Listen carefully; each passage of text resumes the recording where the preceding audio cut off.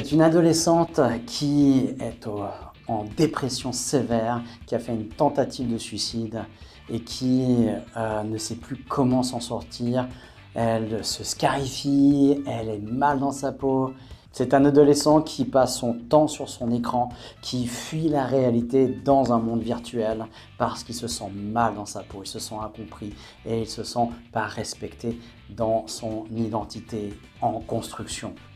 Ces deux personnes, ces deux adolescents ont un point commun. Eh bien, c'est des parents qui ne savent pas communiquer et accompagner leur adolescent.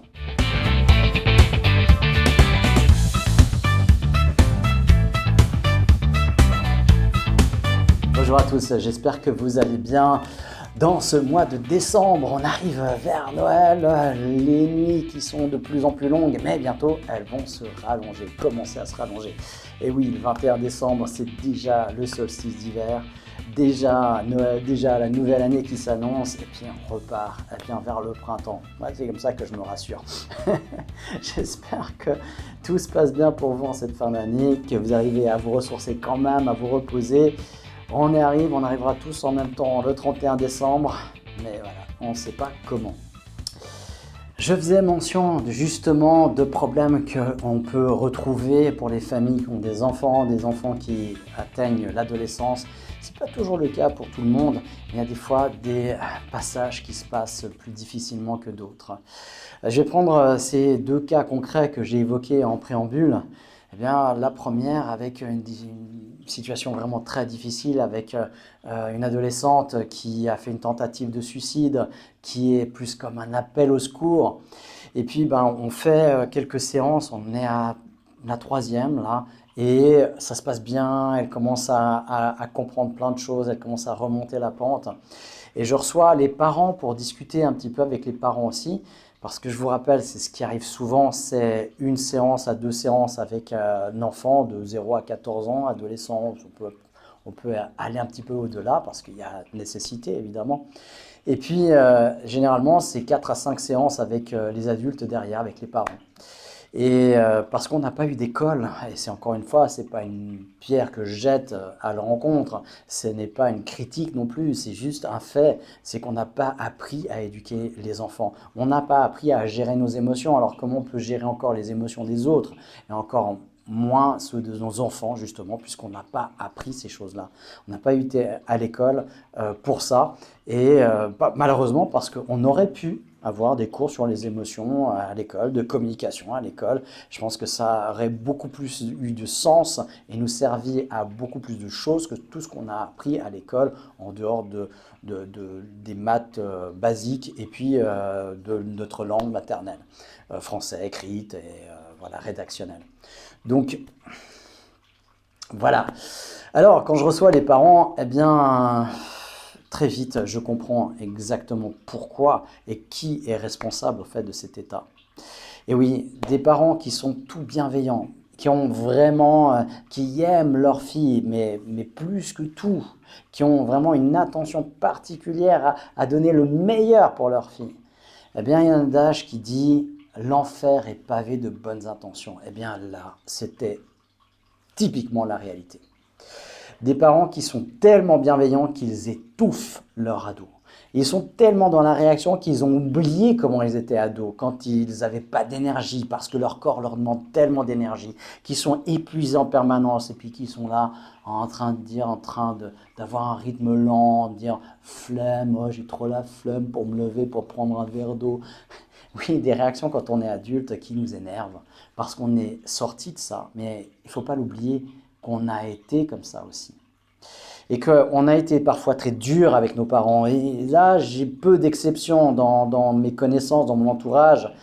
J'ai peu d'exceptions concrètes. On a presque tous été durs avec nos parents. Et pourquoi on a été durs? Eh bien, parce qu'on avait besoin de prendre notre autonomie. De 0 à 7 ans, c'est l'espace où on se construit avec maman. Maman qui est voilà, qui protège, qui entoure, qui organise. On a peu d'autonomie, donc on est un peu collé à la maman, comme tous les mammifères en réalité. Alors Après, si on va sur l'être humain, eh bien, de 7 à 14 ans, on est dans l'univers de papa. C'est là où on va sortir de la grotte pour aller chasser, pour aller apprendre à eh bien, les rudiments de la vie extérieure. On est dans le monde intérieur de 0 à 7 et de 7 à 14 dans le monde extérieur. Et c'est là qu'on va justement eh bien, apprendre les éléments de survie. C'est là qu'on va par modélisation apprendre comment on se fait respecter, comment on traite nos émotions, comment on communique avec les autres, comment on communique avec soi. Tout ça par modélisation de nos modèles, donc de notre père en réalité. Si on a un père absent et que c'est la mère qui a joué ce rôle-là, il y a eu des transferts de compétences de cet ordre-là, mais ça a été biaisé, ça a été transformé, et ça a été malmené à l'intérieur de soi. Et puis, de 14 à 21 ans, eh bien là, c'est l'apprentissage de l'autonomie. Alors bien sûr qu'à 14, on n'est pas la même chose qu'à 21 ans, que cette autonomie, elle arrive progressivement. Et avec des filets de sécurité, bien sûr, au début, qu'on enlève progressivement aussi. Eh bien, c'est ça, la complexité du parent, c'est d'apprendre à accompagner dans ces âges-là de manière différente. Et pas cut. Et c'est ce que je vois dans l'accompagnement des adultes aujourd'hui. C'est, il veut être un adulte, il veut revendiquer de la liberté, tout ça, mais en même temps, il ne sait pas faire un téléphone, il ne sait pas ranger sa vaisselle, il ne sait pas faire ci. Ben oui. Il n'est pas complet, il n'est pas fini, votre ado. C'est pas un adulte encore. Il est entre deux, comme dit ado, d'accord? Il est entre deux, il n'est pas fini, mais il n'est pas non plus au début. Donc, bien sûr qu'il va revendiquer de l'autonomie, de la liberté et tout ça, parce qu'il va commencer à pouvoir essayer de prendre son envol. Mais est-ce que ça veut dire qu'il va y arriver du premier coup? Non. Quand il a marché et quand il a appris à marcher, vous avez attendu de lui qu'il y arrive du premier coup. Je vous rappelle qu'un enfant, un bébé, pour apprendre à marcher, il fait plus de 2000 essais. Et c'est ce que vous avez fait aussi. Plus de 2000 essais où vous avez échoué. Est-ce qu'on vous a grondé, on vous a engueulé? Ou est-ce qu'on vous a encadré, protégé, encouragé? Eh bien, j'espère que pour vous, c'était la deuxième solution. Parce que ça sera beaucoup plus efficace. Eh bien, pour un ado, c'est pareil, mais dans le monde des adultes, dans le monde réel, dans le monde de la vie, eh bien, c'est la même chose. C'est la même chose. Et là, je vois des parents qui sont dans la bousculade. Il faut bousculer l'ado pour qu'il se réveille. J'ai envie de lui foutre des claques. Voilà ce que j'entends réellement. J'ai envie de lui foutre des claques pour qu'il se réveille, pour qu'il comprenne le potentiel qu'il a à l'intérieur de lui. Oui, mais c'est pas comme ça qu'on fait comprendre le potentiel. Est-ce que un parent doit comprendre à ce moment-là, pour l'ado, c'est de lui offrir un foyer de sécurité, qu'il n'ait pas besoin d'aller chercher ailleurs, dans la drogue, dans l'alcool, chez les copains qui seront peut-être avec une mauvaise influence sur lui. C'est de le garder dans le foyer pour le sécuriser et puis qu'il puisse apprendre à voler petit à petit, sans influence, en dehors de ses propres choix. Mais pour ça, il faut lui offrir cet espace de sécurité. Et comment on fait ça? Est-ce que vous aimeriez qu'on soit en constante implication sur votre dos, qu'on vous invective sur le fait de ranger vos affaires sur votre bureau, que la vaisselle elle n'est pas faite, qu'elle n'est pas bien faite, que vous devez faire ci, que vous devez faire ça. Vous le dites, vous. Oui, vous le faites. Mais est-ce que vous aimeriez avoir quelqu'un sur votre dos qui vous fait en permanence ça? Qui vous dit, ouais, regarde le potentiel que tu peux avoir, mais réveille-toi, allez, qu'est-ce que tu fous, allez, vas-y, fais ci, fais ça, allez, vas-y, bouge-toi, vas-y, maintenant fais le téléphone, va là-bas, fais ci, fais ça. Vous aimeriez ça? Non, je suis sûr que non. Et vous en pourriez plus au bout de 5 minutes de ça. Eh bien, c'est pour ça que vous rejetiez vos parents, parce que vous en aviez marre à un moment donné, qu'on s'occupe de vos affaires, même s'ils avaient raison. Même si, dans le fond, ils avaient entièrement raison. Même si, aujourd'hui, vous avez entièrement raison vis-à-vis de vos ados. Mais Mais ce n'est pas la bonne manière. Vous faites quoi quand vous faites ça? Vous êtes en train d'ancrer quelque chose de négatif à l'intérieur d'eux. Le rejet. J'ai plus envie d'être avec papa. J'ai plus envie d'être avec maman parce qu'à chaque fois que je suis avec eux, je me sens mal en réalité. C'est toujours pour me reprocher parce que j'ai pas bien fait ça, parce que je suis pas encore assez comme ça, parce que je réponds pas à leurs attentes, parce que je les déçois en permanence. C'est ça que vous voulez vraiment pour vos enfants, pour vos ados? C'est comme ça que vous voulez, dans ce cadre-là, que vous voulez qu'ils se développent? Alors oui, vous avez des critères, tant de temps devant la télé, ou devant les écrans, ou devant ci, devant ça. Oui, ils sont justes, ils sont bien. Mais si vous passez votre temps à les engueuler, eh bien, ils vont le faire quand même, mais ils vont le faire ailleurs. Ils vont se cacher de vous et ils vont simplement, vous avez coupé la relation. Ils le feront quand même. C'est pas parce que vous êtes sur leur dos qu'ils ne le feront pas. Ils le feront, mais derrière vous. Et en perdant cette relation de confiance. Donc ce qu'il y a de primordial avec les ados, c'est de garder la communication saine entre vous. Et d'accepter, c'est ça qui est très très compliqué, je reconnais tout à fait. Mais pour les adultes, c'est les adultes de faire le pas et de travailler ça sur eux. C'est de laisser faire des erreurs en sécurité. De laisser l'ado faire ses propres expériences comme vous avez revendiqué d'en faire quand vous étiez à leur place. Et que si on vous avait tout mâché le travail, vous ne l'auriez pas accepté déjà. Vous aviez besoin de faire ces erreurs-là pour grandir et devenir ce que vous êtes devenu. Eh bien, eux aussi. Parce que c'est des erreurs qu'on apprend. Sauf que ça, on ne nous apprend pas ça à l'école. On nous fait exactement le contraire. On doit toujours être parfait et avoir réussi avant même d'avoir appris. Et aujourd'hui, on devrait, mais depuis tout temps en fait, on aurait dû vraiment valoriser chaque erreur. Et si vous revenez dans d'autres vidéos que j'ai faites, c'est comme ça que j'éduque personnellement mon fils. Je valorise les erreurs. D'ailleurs, je lui ai promis une punition s'il faisait 0 faute à sa dictée. Parce qu'il se mettait tellement de pression qu'il en perdait le plaisir, l'amusement et le jeu. Et c'est comme ça qu'on apprend, par le plaisir, l'amusement et le jeu. C'est comme ça que notre cerveau, emmagasine. Donc si c'est dans la douleur, il devra reproduire la douleur. Donc du coup, il fait quoi? Il éloigne l'information pour pas ressentir la douleur. Et donc on oublie. Et ça, c'est de la neuroscience. La neuroscience appliquée dans la réalité. Et c'est ça, c'est comme ça qu'on peut progresser, qu'on peut augmenter et bénéficier du plein potentiel de notre cerveau, de nos capacités. Et ça, voilà, encore une fois, c'est ce que j'ai dit à ses parents. Si vous ne savez pas, je pose cette question à toute personne qui vient me consulter, c'est 4 fois sur 5 en tout cas, c'est lié aux émotions. Donc je demande, c'est quoi une émotion et ça sert à quoi? Et la suite, c'est si vous ne savez pas, vous avez besoin de le savoir parce que ça pourra changer votre vie familiale, de couple, de relations dans le travail, avec les autres. Parce que tout est lié à nos émotions. Mieux comprendre les réactions des autres, leur fonctionnement. Et c'est pour ça que j'ai créé ce cours que j'ai donné le 29 novembre et avec des parents subjugués qui ont fait quelque chose de très très très compliqué, c'est d'avoir l'humilité de se remettre en question.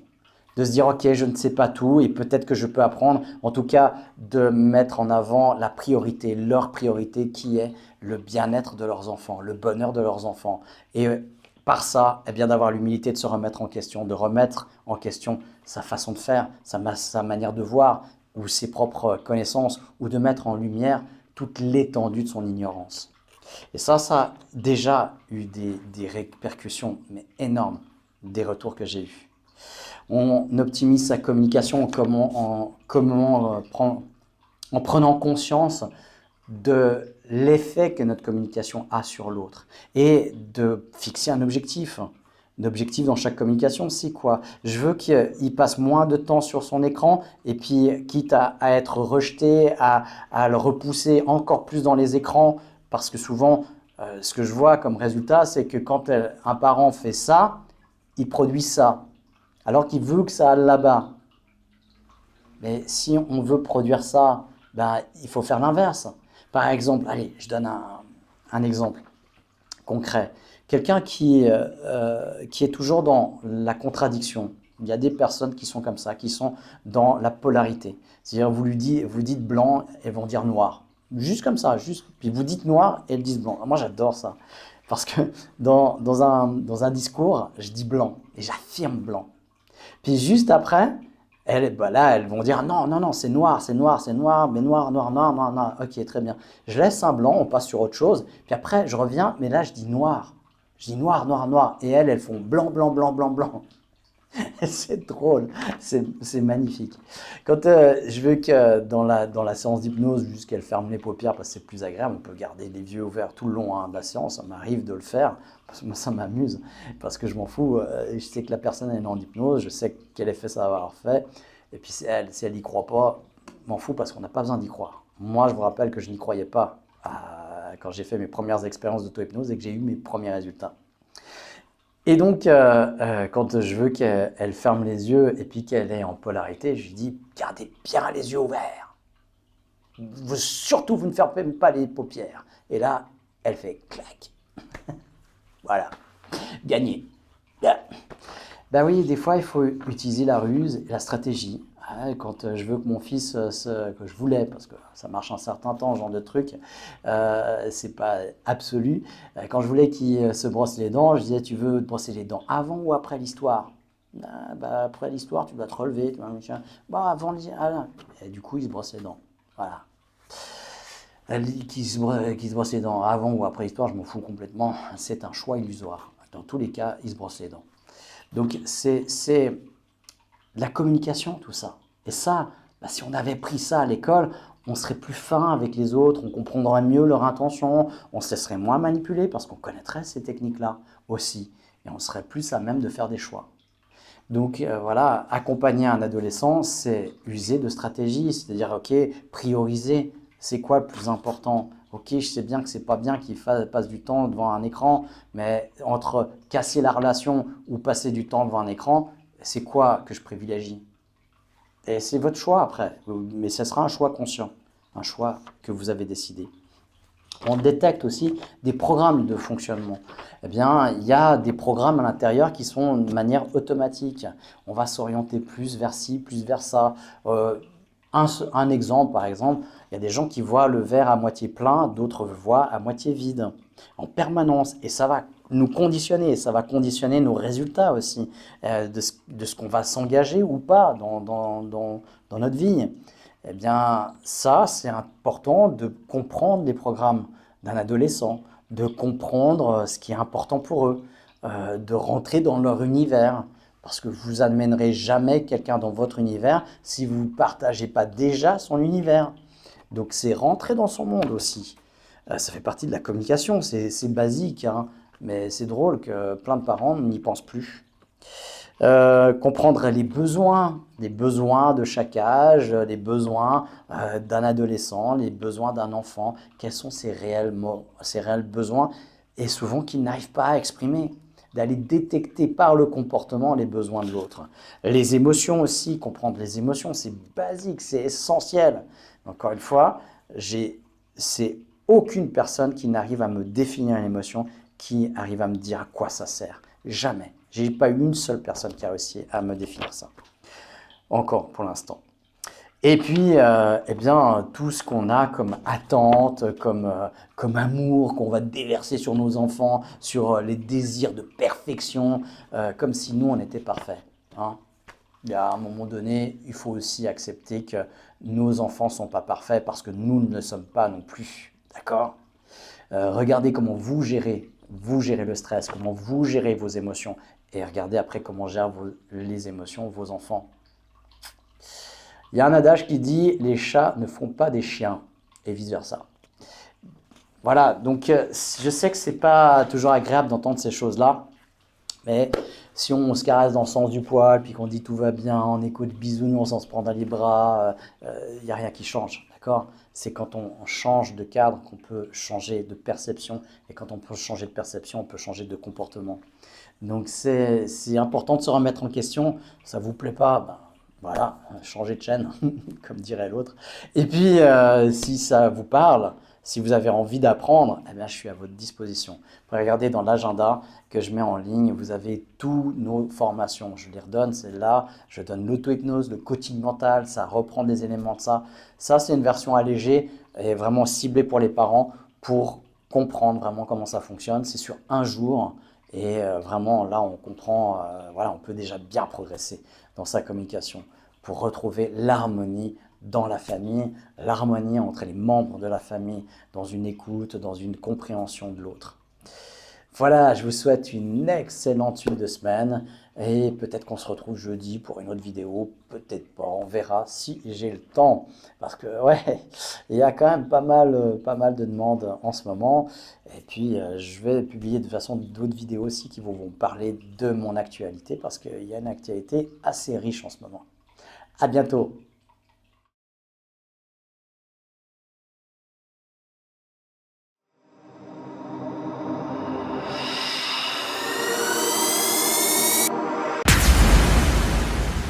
Nous fonctionnons à 95% avec des automatismes qui se répètent de jour en jour, de mois en mois. Le changement, ça s'apprend. Hypnose, coaching, PNL. Utiliser son plein potentiel s'apprend. Le centre aura le pouvoir d'être soi, pour gagner en conscience et en autonomie.